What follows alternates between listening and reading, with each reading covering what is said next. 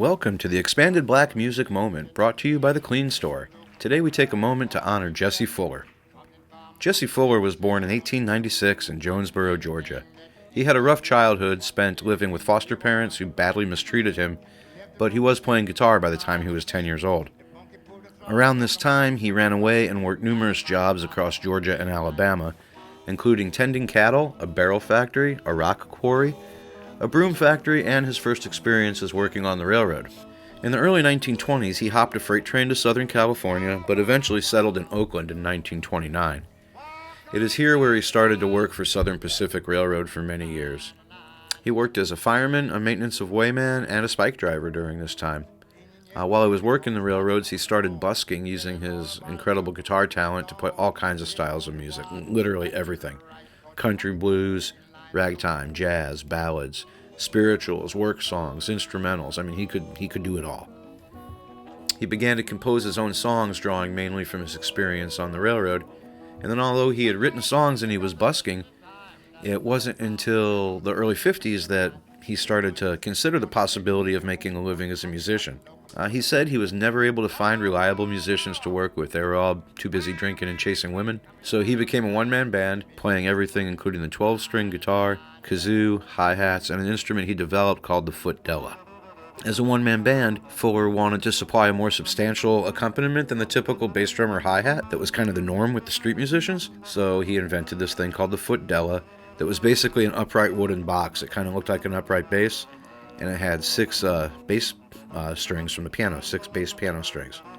And he had a series of organ pedals, foot pedals, that would activate a hammer to hit the strings, much like a piano.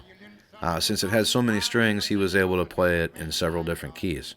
He finally left the street and started playing the clubs in the Bay Area and quickly became well known for his unique style. He did make some television appearances, and in 1958, at the age of 62, he recorded his first album for the Good Time Jazz label. And from here, his career just blossomed, and throughout the 60s, he continued to record, and he played numerous folk festivals, including Monterey. This guy, he was so talented. He would play the guitar, the footdella, and a kazoo or a harmonica all at once. He was one of the first people to use a headpiece to hold the harmonica, and it is said that Bob Dylan picked up this technique from hanging out with him in 1959. He recorded several albums for the Good Time, Prestige, and Arhoolie labels in the 60s, and he toured Europe, where his reputation really exploded when he performed with the Animals and the Rolling Stones. Numerous songs of his were recorded by other artists. His most popular tune is probably San Francisco Bay Blues. That one was recorded by Eric Clapton, Jim Croce, Hot Tuna, Peter, Paul, and Mary, and many, many others. Still, other tunes of Fuller's were recorded by Johnny Cash and Bob Dylan.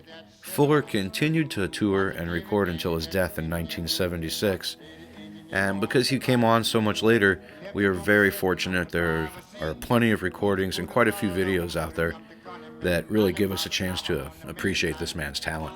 The Dead performed 2 of Fuller's tunes, Beat It On Down the Line and the much-loved rarity The Monkey and the Engineer, which we will hear today. He recorded it in 1961, and the earliest incarnation of the Dead, Mother McCree's Uptown Jug Champions, played it in 1964. The song was performed just 32 times, mostly in the acoustic sets, but there is one electric version from February of 1989 with Bob Dylan sitting in. This is one of my fun songs, and although the Dead performed it in a similar fashion, the arrangement is just a bit different, and you can really hear the subtleties in Fuller's phrasing that are a little bit different than Bobby's as well. So as you listen to this, please keep in mind this is just one person on this recording. It's going to sound like a lot more. So here is Jesse Fuller and the Monkey and the Engineer. I ain't got them many L's. The Monkey and the Engineer. Oh, somebody told me I was a monkey. Woo!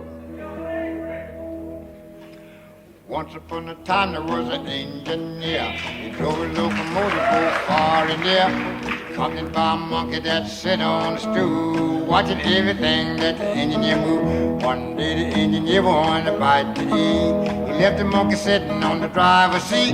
The monkey pulled the throttle, locomotive jumped the gun and made 90 miles an hour on the main line.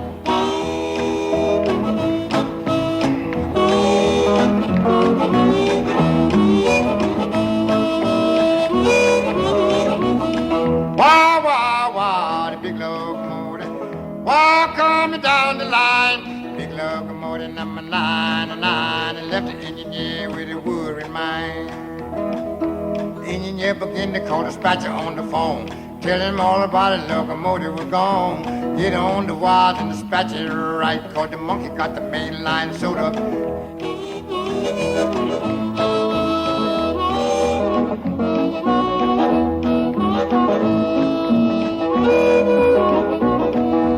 Dispatch operator got the message in time. There's a northbound limit on the same main line. Open the switch, we're gonna let him in the hole, cause the monkey got the locomotive under control. Wow, wow, wow! Wah, wah, wah, coming down the line. The big locomotive number 909, and left the engineer with a worried